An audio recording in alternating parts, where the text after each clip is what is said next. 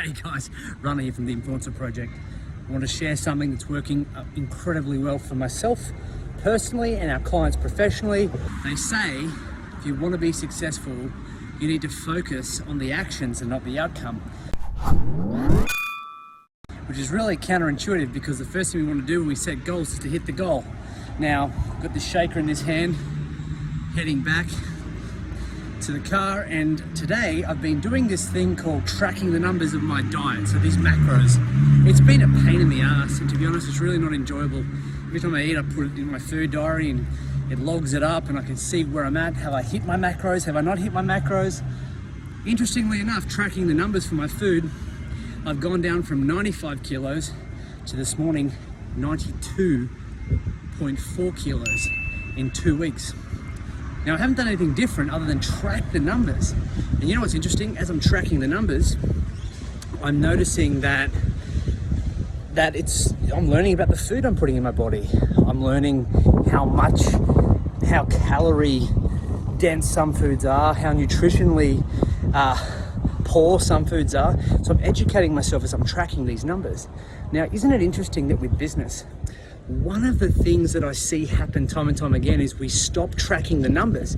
So we create emotional, reactive responses to situations that require higher amounts of logic. And logic means looking at the data, looking at the numbers, tracking the activities that you have done, tracking the activities that you haven't done.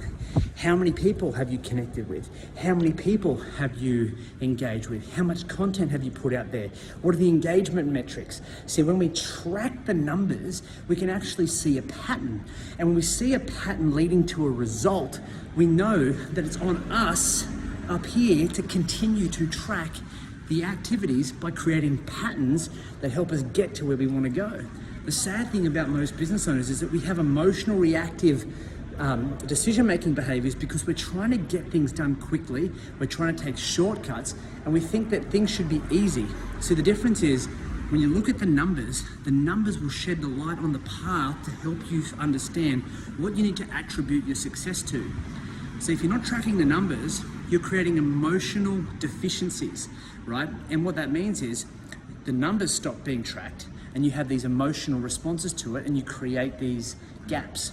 And the gaps are where emotions come in, and that's where we make usually reactive decisions that don't serve ourselves personally and don't serve ourselves professionally.